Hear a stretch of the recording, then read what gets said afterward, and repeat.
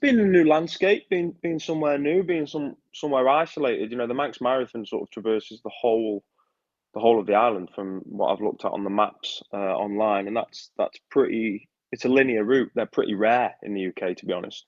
So that intrigues me, and the history of the race. Tomorrow night, of course, you'll be hosting this Q&A session alongside Manx runners Nikki Arthur and Oren Smith, of course.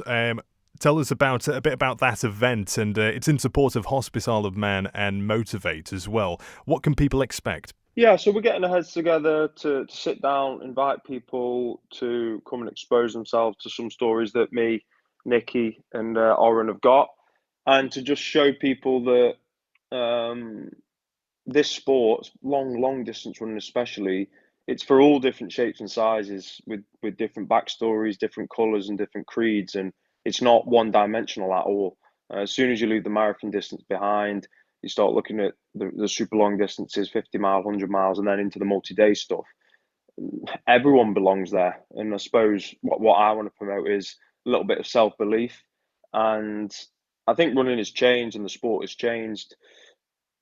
It's not necessarily a certain gender or a certain body type that can do this sort of stuff, or even a certain age. And I want to sort of promote that and just tell people to believe in themselves and find a passion. And if they can do that running, that's the best way I've found. And now, Jack, you've been quite open as well yourself about your history with gambling addiction. Tell us how running helped you overcome that.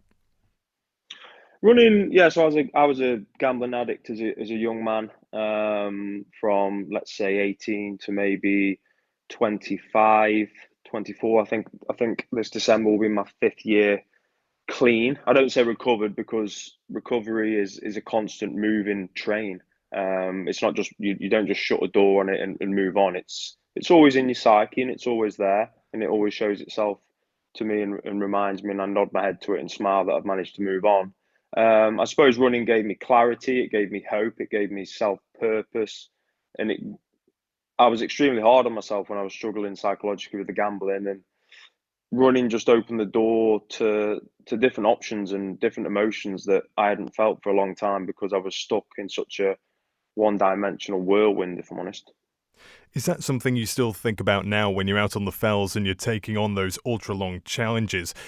Thinking back to where you've come from, is it still that fire in you? Yeah, I'm extremely proud of the the man I was when I was suffering. To be honest, you know, it was the most resilient I've ever been. And when I go into these running challenges, I often remind myself when I'm on the brink of success or failure that I'm choosing to do this. I've got options. I'm healthy.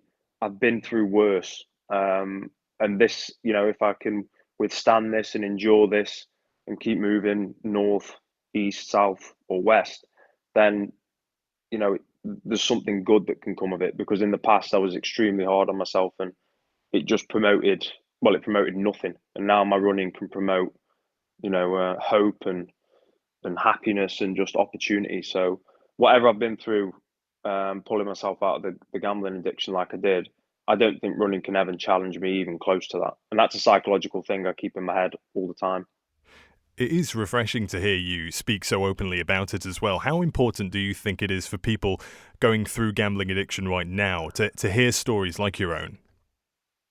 I think it's crucial, and I came to a point in my own running journey and running career where I was literally using running to maybe run away from the person I was, if I'm honest. And I'd had some good success and things were going well, but then I realised to really embrace, especially the long distance where you're messing with the sleep and you really go into an interesting and often dangerous place. You've got to be yourself. And if you fight in that, if you fight in your emotions and your characteristics, you're wasting energy and you're losing time on a crucial point where you really need to just be yourself and stay relaxed and calm. So the characteristics which exposed me to gambling and were causing turmoil in my life, I'm still exactly the same person. I've just embraced them and taken them into endurance sports, and it's worked well, and I'm in control, and I've got opportunities which are lovely. But I thought I had to change to become a runner, but really I just had to hammer home the fundamentals I already had. And I remember speaking to somebody at Motivate Addiction Services here on the island who said when they heard about Paul Merson coming out and saying about his own troubles, they said it was so important to see someone on that platform as well put himself out like that. Was there anyone back when you were struggling who kind of appeared as an idol for you and a role model? No, there wasn't, but if there was, someone didn't show that side of them. There might not have been. You know, the sport is growing and the sport is evolving now. There's more faces in the sport and everyone's got a different story to tell. But running gave me the confidence to tell my story, I suppose, in inverted commas. But the main thing I'm trying to push here is that I tried to run away from the person I was, literally by using running.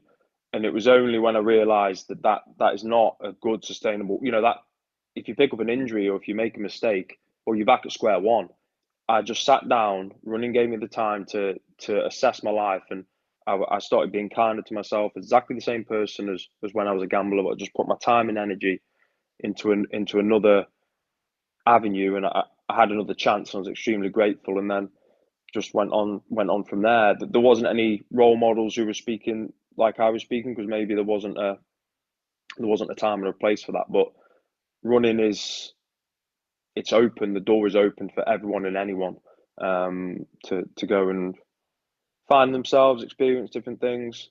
But it doesn't have to just be running either. I say this all the time. If you've got a passion for painting or a passion for drawing or reading or, fitness in a different realm, whether it be on the bike or in the gym, follow that. Let that engulf you. Ramp up your passions. Do something different. And you never know, that passion could really stick and actually be the catalyst for change. It's great to hear you speak like that, Jack. It really is quite inspiring. What can people expect tomorrow night then? I don't want to give too much away by talking to you too much today and asking too many questions, because that's of course the audience's job tomorrow night. So why should somebody come along? Just three runners, all at different stages, all with different experiences, all with different memories, especially on the Pennine Way, I guess. But our experiences, they filter through loads of different events. Good, honest, normal people who have ran a long way and have ran some decent times and have also failed as well. I was actually doing some research on Nikki and Oren this afternoon and looking at some of their DNFs and looking at some of their great results, because it's not all sunshine and rainbows. I've failed before, especially on the Pennine Way in 2020, and obviously went back in 2023 and did what I did, and then in 2024 again. It's not a huge trajectory of success. There's side steps and there's even back steps, and just making people realise that that's all part of the timeline and part of the journey, and just being relatable to people. I'm a hill runner at the end of the day, a fell runner. I'll pay £2 and do a fell race in the Lake District or Snowdonia and drive home the next night and carry on. It's just a good way to express yourself, and we'll talk about all manner of things tomorrow. Thank you for making it to the end of the Manx Radio Newscast. You are obviously someone with exquisite taste. May I politely suggest you might want to subscribe to this and a wide range of Manx Radio podcasts at your favourite podcast provider, so our best bits will magically appear on your smartphone. Thank you.